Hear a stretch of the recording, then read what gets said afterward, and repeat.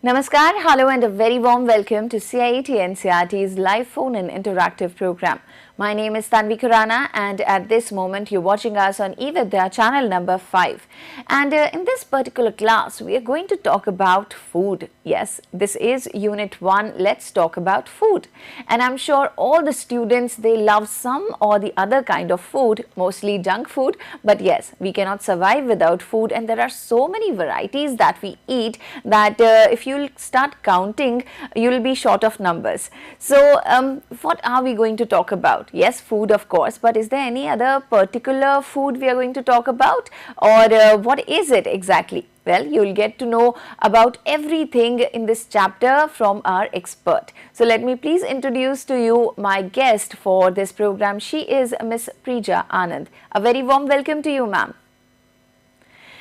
So, ma'am is a writer and a storyteller, and she'll be talking about this entire unit in this program. If you have any questions, any queries, please reach out to us. You can call us on our number, which is 8800440559.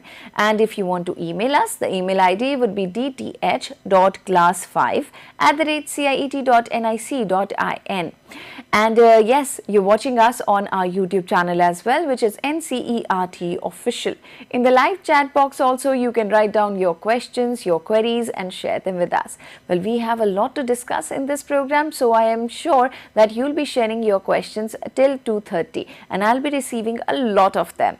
So before we begin this program and before I ask my expert the first question, let me just tell you about this little announcement which is regarding India's G20 presidency. Well, we're extremely proud of the fact that India assumed G20 presidency and would convene the G20 Leaders Summit for the first time in the country this year.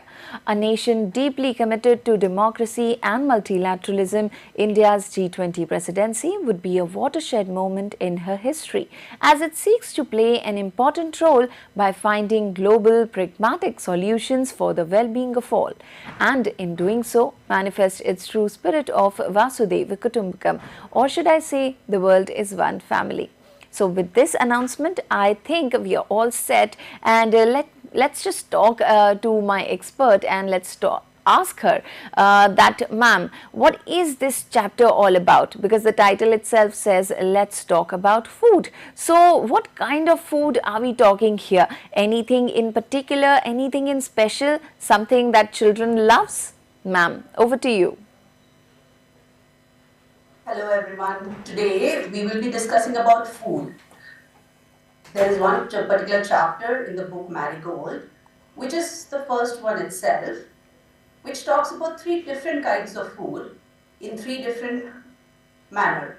The first one is The Ice Cream Man, which is a poem by Rachel Field. Then there is another story, a folk tale called Wonderful Waste, is the origin story of Avial. And then last, there is a picture story called Bamboo Curry, where it tells how not all parts of a plant can be eaten. Okay. So, as we said, this is all 3 of them show food. The one common thing among these 3 are food. Now, let's read the poem. Yes, ma'am, for reading the poem, we can see that you have prepared one wonderful presentation.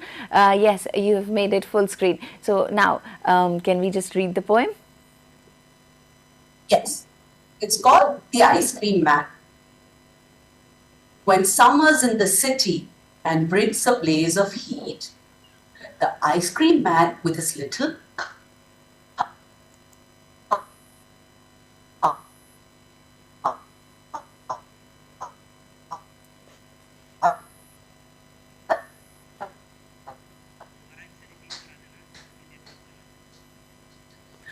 goes or chilly things to drink from bottles full of frosty fizz, green, white or pink. His cart might be a flower bed of roses and sweet peas, the way the children clustered round, as thick as honey bees. Ma'am, before we go any further, would you like to repeat the poem once again for all our children? that. Let's go for it all over again. Yeah. I'll just be reading out the poem once more. When summer's in the city and bricks a blaze of heat, the ice cream man with his little cart goes trundling down the street. Beneath his round umbrella, oh, what a joyful sight! To see him fill the cones with mounds of cooling brown and white. Vanilla, chocolate, strawberry, or chili things to drink from bottles full of frosty fizz, green, orange, white, or pink. His cart might be a flower bed of roses and sweet peas. The way the children clustered round, as thick as honey bees. So, in this poem, we have figured out a few things. First of all, there is a rhyming section to it. Do you know what the rhyming words were? And also, there were some special way words were written over there. The first one is the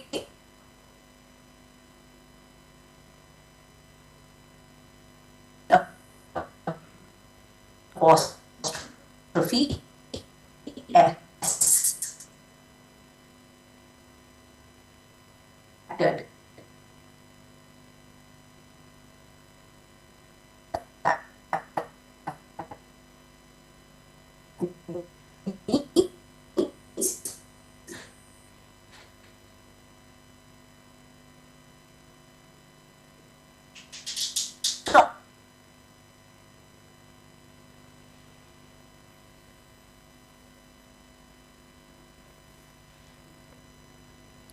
Okay, so ice cream man, and I am sure all the children here, they love ice cream. So there are so many different flavors that the ice cream have, and which one is your favorite? Would you like to share that with us? Just write it down in the chat box of our YouTube channel and share it with us. Well, let me tell you, I really love this strawberry flavor, and that is my favorite. So which one is your favorite? So it could be vanilla, it could be chocolate, it could be butterscotch, it could be anything else, or even mixed fruit. So which is your favorite? The ice cream man, and this poem has so many things to learn. Some new words, and there are rhyming words as well. So there's a lot to look forward to in this particular poem, and if you can see on your screens, well, we have three sections like ma'am discussed: ice cream man, and then we have a wonderful waste section, and then we have the bamboo curry. So here we are, and we will discuss all of it in detail, of course, with our expert. So here she is once again, and let me ask ma'am. Ma'am, would you like to discuss the next slide with all our children? Ma'am, could you please unmute yourself and then talk? Yeah. As I was saying, the apostrophes. So, we already discussed summer. Now, there is another word in the poem that has been contracted. Let's see which one that is. Bricks. What does this one mean? Just like the summer is, here also brick is. The brick is a blaze of heat. What does that mean? It means that the brick in summer, especially in Delhi, it becomes so hot that it becomes so hot that you can't even touch it, which is why it's called brick is, and it makes it sound more lovely, more musical. So let's move on to some of the other things that we found out in this poem. There were some new words that we found. Which one was the first one? Blaze. What does blaze mean? Burning like a hot fire, burning hot like a fire. Then we also learned another word, trundle. What was being trundled? A cart was being trundled, ice cream man's cart. What does trundle mean? Trundle means to make something heavy, move very slowly and noisily. What other things do you think can be trundled down the street, just like that ice cream man's cart? Then there is another word, beneath. As you can see, where was beneath used in the poem? And what does beneath mean? Beneath means under or below. As you can see on my screen, the books are beneath the table. Then there is the word sight. What a wonderful sight. In this particular instance, the word sight means the view, how it looks, how it looks like a bigger picture. There were other few words, new words that we saw. See, cones. You know what cones are? We just don't eat ice creams in cups. We also have these wafers that are twisted into cones that can hold our ice creams. So, cones. Then there's the word joyful. What does joyful mean? Joyful means something that can give us joy, happiness. What gives you joy on a summer day? Something cold, right? Like an ice cream. You also have ice cream lollies. What other things do you think can give us joy? Birthday parties, friends, playing, dancing. All of these are joyful activities. Joyful here is an adjective. Do you understand what an adjective is? Adjective is that can describe a word, a noun. Then there is another word that we found there, mounds. What does mounds mean? Mounds mean piles. Piles is what? A large amount. Where did we found the word pound? Mounds. We found the word in the sentence, to see him fill the cones with mounds of cooling browns and white. The proof. So what are these cooling browns and whites? And what were these mounds? You just have to think and you'll know the answer. Those were small little scoops of the ice cream. And there is another thing, another phrase that we found. That was frosty fizz. What is frosty fizz? Frosty fizz are drinks that are as cold as ice, almost as cold as ice, and that makes some hissing sound when it opens. Zzz. The moment we open a bottle of, let's say, a Pepsi or a Coca-Cola, though kids are not supposed to drink it, most of us do. And when you open the bottle, it makes that sound. So it's called a frosty fizz. It's as cold as ice. You can't drink ice, right? You can only drink water, the water that is almost as cold as ice. Then, let's go to some of the phrases that we found in this poem that could mean something else, that described something. They are not adjectives. They were just used as phrases that can describe something else. The first one was cooling brown and white. Where did we use it, or where did we find in this poem? It was to see him fill the cones of mounds of cooling white, brown and white. Now, this cooling brown and white is what? Chocolate ice cream. Why? Because it's brown in color, and white because it's vanilla. So in this particular instance, or in this poem, this phrase describes flavors of chocolate and vanilla through their colors, brown and white. Then there is another phrase that could describe something else. Might be like a flower bed. Now, where did we find this? His cart might be a flower bed. His cart is not a flower bed. What is a flower bed? Flower bed is a part of soil in which flowering plants are there, and it shows very different colors. Here also, because his ice cream is full of so many different colors of ice cream cart is full of so many different types of ice cream, it looks like a colorful display, just like a flower bed. So here it means the colorful display of how it looks like a flowering plant in a garden. So these are some of the phrases. Phrases are small little words put together to make a small part of sentence. as a descriptive noun. Okay. Now, because it's a poem, we always have rhyming words.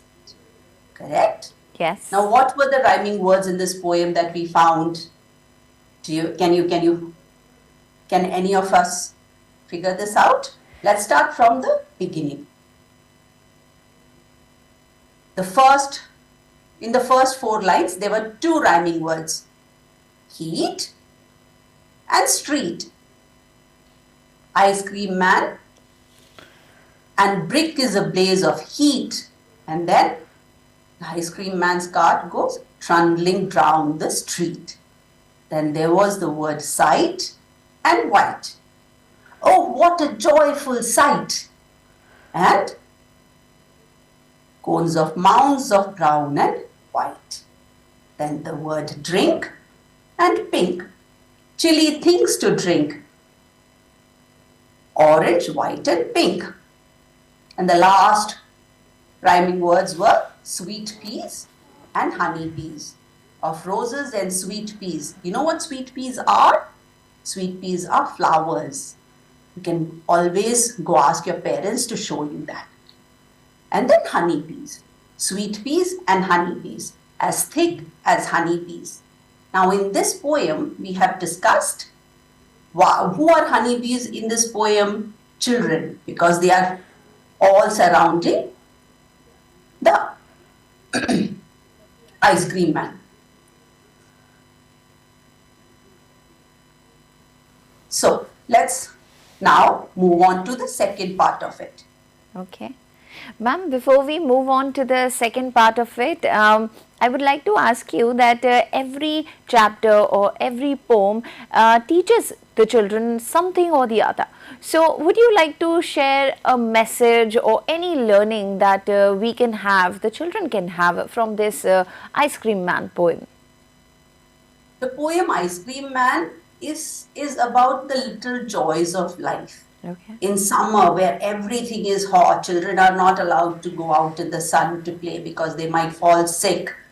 Something to look forward to. It's a very joyful. The message here is there are always something that can make you happy. As small or as little as a small little scoop of ice cream. Okay.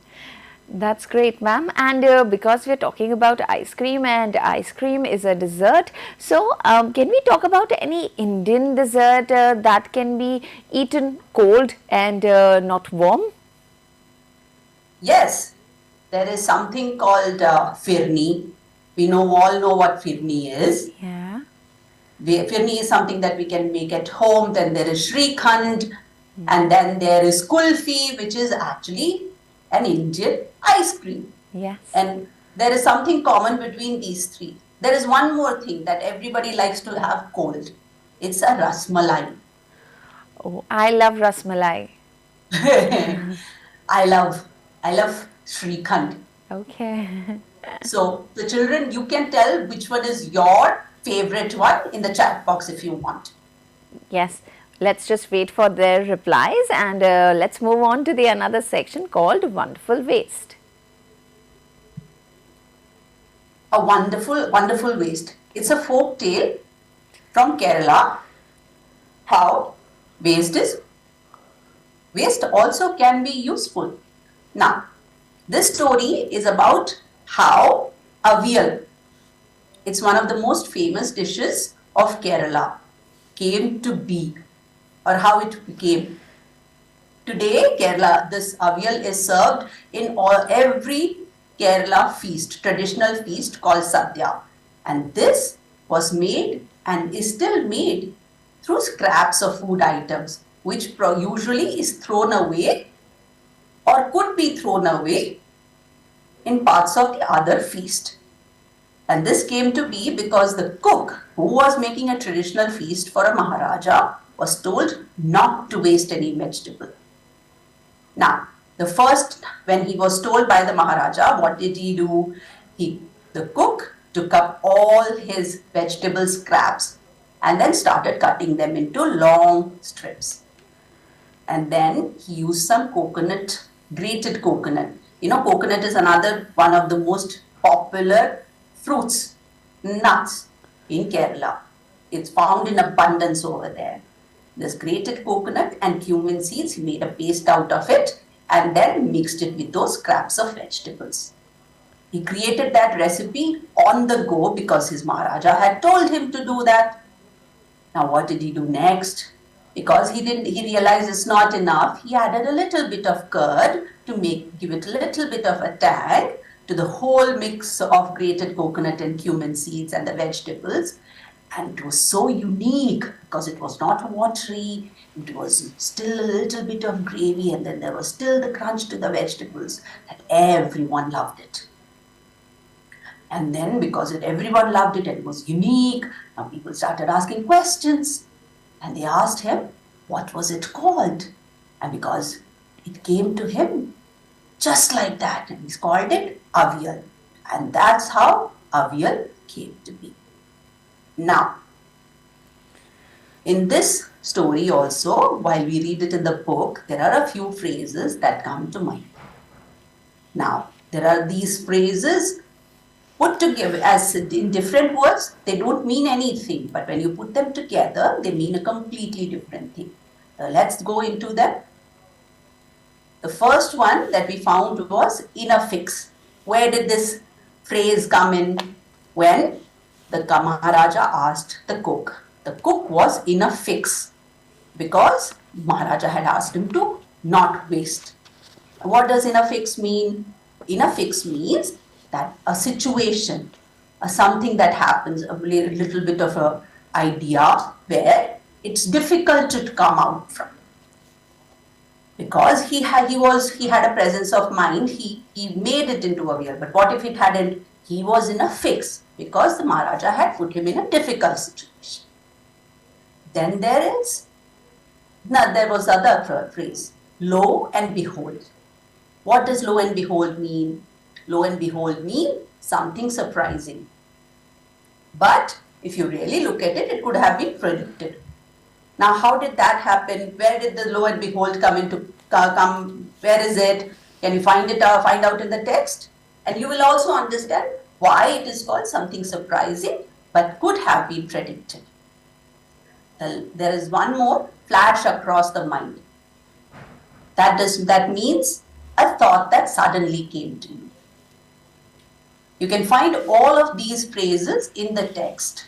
You can read it and then you can understand through what is written before to make you understand why it was called that.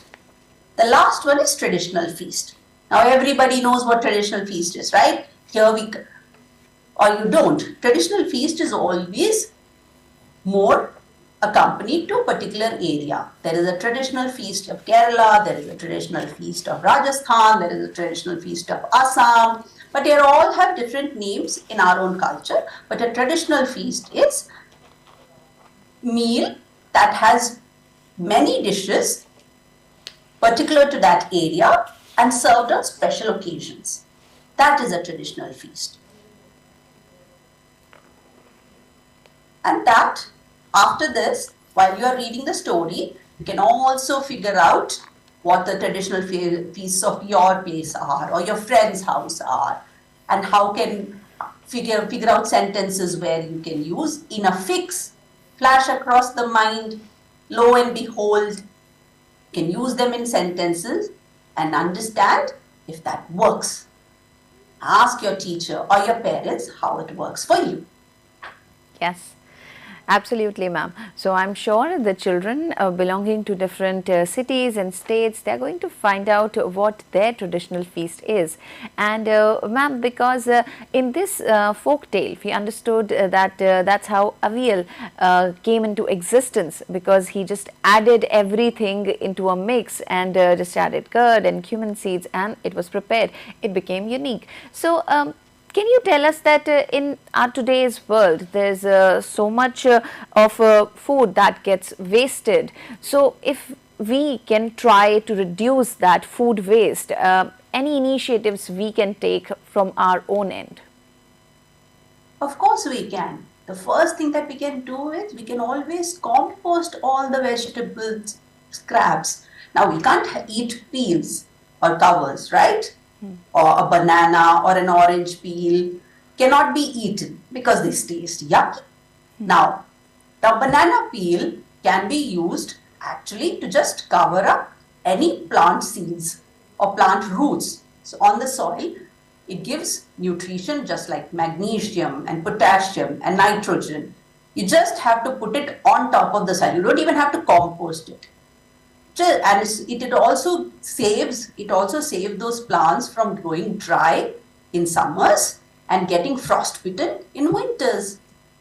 Now, then there is also, we can do composting. Orange peels orange peels can be dried out, powdered, and used as fertilizers or even a repellent, insect repellent. Just sprinkle them. You don't have to do anything. Just sprinkle them across. Everything, waste can always be used to something else, like orange peels and banana peels, anar, pomegranate peels.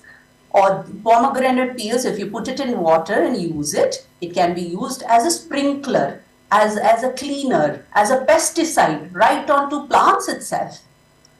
And if nothing else, all you can do is put it all together in a pot, put some soil, and 15 to 20 days later, you get compost. What is compost?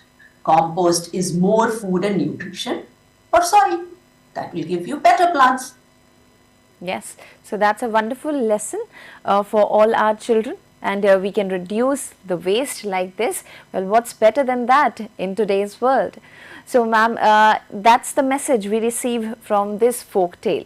Shall we move on to our another section? And we have just last 3 minutes left for this program. Perfect. So, the last one is called Bamboo Curry. It's a picture story. Everybody can actually read it in the textbook itself. But the story is another folk story from Santal. Now, region of Santal. You can always ask your parents or go look it up. You boys all have your Google and iPads and little these things to ask what Santal or where Santal is. It shows, unlike the wonderful waste, not everything can be eaten from a plant. In this particular story, while bamboo is one of the most common trees found in India, there are many uses to it also, but it cannot be eaten except for a few parts. This folk story tells about, you can read the story by yourself, that how bamboo, there is only one part of bamboo that you can eat. Now, other than that, there are many other trees that have different things that give you parts. Edible parts. What does edible mean? Edible means that's something that can be eaten. There are leaves, there are fruits, there are bark, there are seeds. All of these can be eaten. However, there is one tree that gives a lot of many different parts of that one tree can be used. It's called moringa tree. Now, the fruit of moringa is called drumstick. We all know drumstick. It looks like a long little stick and can be cut into pieces and cooked and has this gooey little thing coming out of it with edible seeds. Now, of moringa, leaves can be had. Leaves can be, except for when it goes yellow, it can be had at any time of the year. The flowers can be eaten. Although, if you eat flowers, you won't get the drumsticks out of it. Sure. That you will learn. You can also find out how flowers become those drumsticks. This moringa tree is one of the very few trees that has almost all parts of it that can be eaten. Okay, so that's a very special tree, moringa tree. And ma'am, thank you so much for all this information. This was new. Certain things actually I didn't know. So thank you so much for sharing each and everything from this particular unit with all our children. Thank you, ma'am. You're most welcome, Tanvi. Thank you to all our viewers as well for being a part of this program. I really think that you enjoyed all the 3 sections, especially the Kerala folktale and also the Santhal folktale. So if there's anything, any suggestion, any feedback you have, you can always share it with us through our email ID, which is dth.class5 @ciet.nic.in.